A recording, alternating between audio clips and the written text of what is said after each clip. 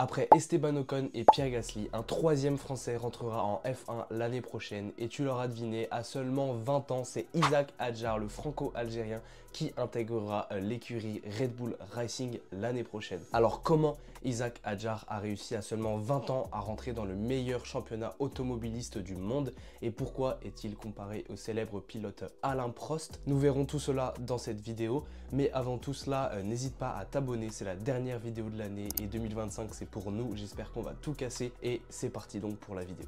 Alors Isaac, il est né le 28 septembre 2004 à Paris et il possède la double nationalité franco-algérienne puisque ses parents sont d'origine algérienne, mais depuis tout jeune, il évolue dans le sport automobile sous licence française. Alors Isaac, il est passionné depuis tout jeune par donc le sport automobile et un élément qui lui a fait découvrir sa passion, c'est le film Cars qui est sorti en 2006 et qu'il a regardé d'ailleurs dès sa sortie à seulement 2 ans. Il est né d'une famille de docteurs et de scientifiques, c'est-à-dire pas du tout donc dans le sport automobile, bien que son père qui était physicien regardait les grands prix tous les dimanches, qui à mon avis lui a fait découvrir aussi cette passion, et était aussi donc pilote amateur à ses heures perdues, notamment avec donc le karting. Alors il faut savoir qu'il met un pas réellement dans le sport automobile en tant donc que conducteur et plus spectateur en 2010 où son père l'inscrit pour la première fois dans une école de pilotage à Porte de la Chapelle nommé S-Kart. À mon avis, le nom ne devait pas donner trop envie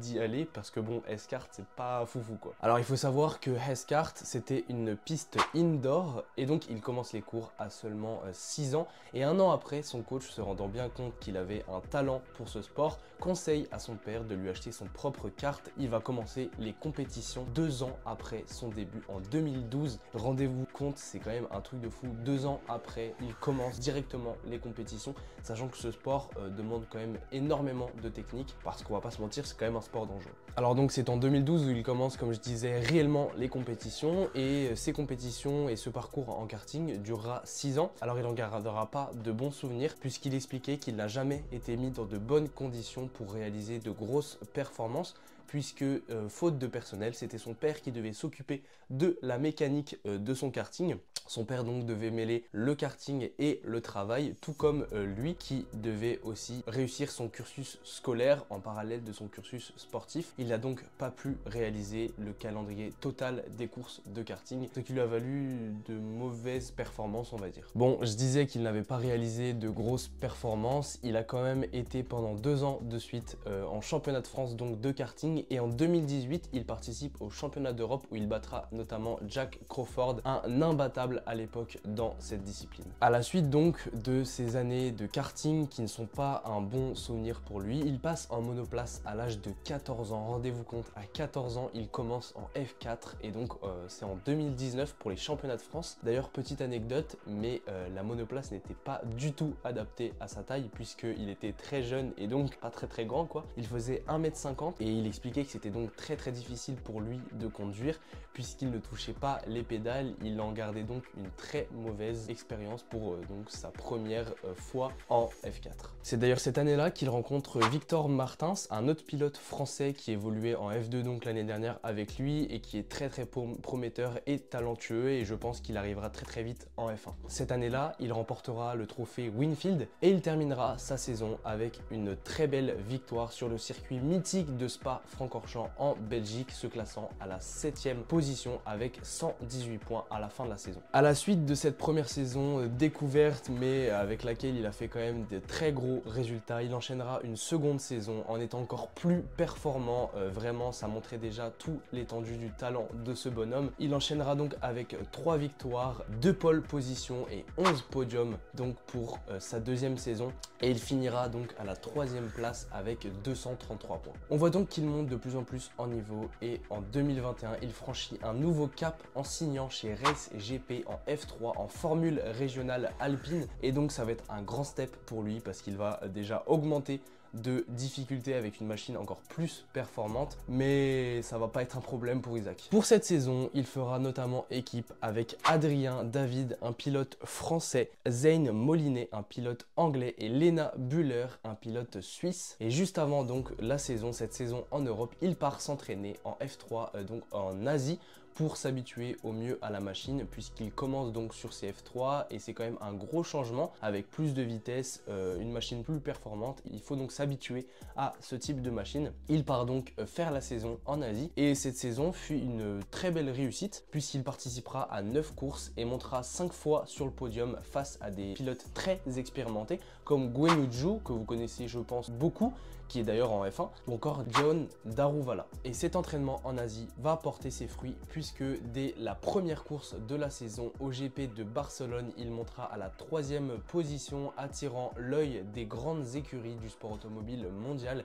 Et dans la foulée, il continuera avec notamment une victoire mythique au circuit de Monaco. Et cette victoire-là va un petit peu changer sa vie, on va dire, puisqu'il va être regardé par énormément d'écuries et notamment Helmut Marko, un ancien pilote autrichien et qui est d'ailleurs aujourd'hui directeur de l'écurie Red Bull et qui donc voudra dans la foulée le rencontrer pour discuter d'un potentiel contrat, voyant bien que ce petit avait énormément de talent et se démarquait de la concurrence. Et le monde s'était pas trompé puisque lors de cette discussion, Helmut Marko a envisagé un potentiel contrat donc pour Isack Hadjar. Isack, il faut savoir qu'il n'a pas hésité une seconde, c'était son rêve d'être à l'écurie Red Bull. Il a donc intégré en 2022 cette écurie. Et lors de cette saison, il finit en beauté sur le circuit de Monza puisqu'il décroche sa seconde victoire de l'année et est sacré meilleur rookie de la saison. De grands espoirs sont posés sur lui. Et donc par la suite, l'année 2022-2023 signe sa deuxième participation au championnat de F3. Ça sera d'ailleurs sa dernière saison au sein de ce championnat, mais cette fois sous les nouvelles couleurs de son écurie Red Bull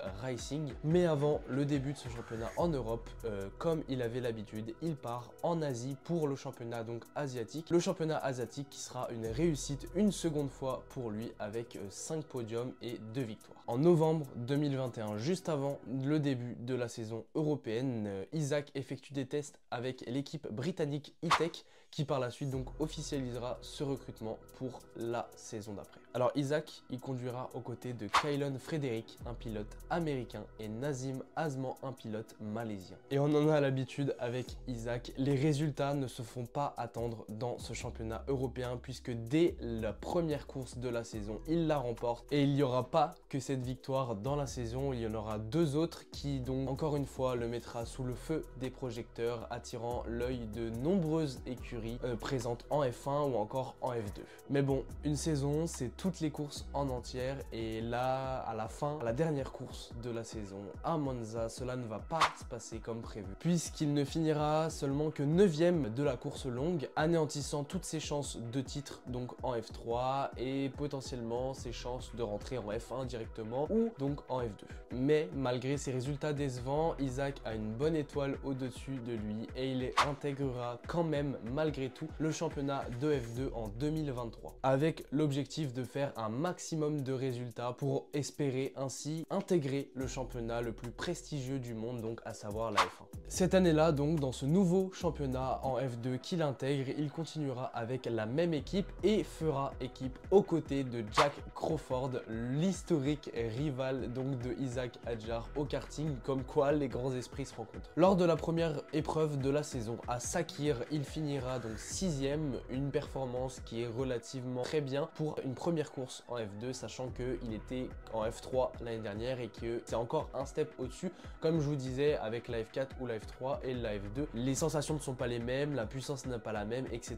Donc forcément il faut un temps d'adaptation, donc c'est un très bon résultat pour cette première course. Mais lors de cette première saison en F2, les résultats se feront attendre puisqu'il montera seulement une fois sur un podium lors du Red Bull Ring qui se déroule à Spielberg en Autriche, où il montera donc à la 3e place lors de cette course qui sera son seul podium de la saison. Une saison un peu décevante mais une première saison, donc il ne faut pas s'alarmer sur son cas et il rebondira à la saison d'après. Lors de la dernière course donc de l'année à Abu Dhabi, Isack comptabilisera 55 points à la fin de la saison, ce qui le classera à la 14e place, bien loin de ses attentes, mais c'est une première saison et c'est entre guillemets normal quand on voit le tel changement qu'il y a entre la F3 et la F2 Il faut savoir aussi que la F2, ils suivent les mêmes calendriers que la F1, ce qui n'est pas le cas toujours de la F3. Et donc c'est déjà un énorme step puisque là, il fait les courses quasiment tous les week-ends et se déplace dans le monde entier. Cependant, une bonne chose à noter lors de cette saison, il sera tout de même invité pour participer aux séances d'essais libres au Grand Prix du Mexique et donc cela marquera sa première participation donc et sa première conduite en F1, qui est déjà un premier step puisque c'est très dur d'y rentrer. Il faut savoir, en F1 c'est un championnat très fermé et le fait qu'une écurie accepte qu'il participe aux séances d'essais libres, c'est quand même qu'ils lui font énormément confiance et ça va primer pour la suite. Pour cette deuxième saison en F2 et une saison symbolique puisque c'est la deuxième et là il faut des performances absolument pour rentrer en F1, il changera d'écurie, passera chez Campos Racing, une équipe espagnole aux côtés de Pepe Martí. Et je spoil un peu, mais cette saison ce sera l'une des plus grandes saisons de sa carrière à ce jour puisque Isaac, quand on lui dit qu'il faut des résultats, il va les faire ces résultats et là il a fait une énorme saison avec de grandes victoires comme au circuit de Melbourne, à Silverstone ou encore à Spa-Francorchamps en Belgique. Ces bonnes performances lui ont donc valu un début en F1 en tant que rookie où il participera aux essais libres de quelques courses, notamment à Singapour ou encore au Grand Prix de Grande-Bretagne et là on marque un step au-dessus puisque c'est la deuxième fois dans l'année qu'il participe aux essais libres et ses espoirs de rejoindre la F1 commencent à se concrétiser et ça c'est incroyable. Et donc à la fin de cette saison qui restera mémorable pour lui, il décrochera un contrat au sein de la meilleure ligue automobile du monde, à savoir donc la Formule 1.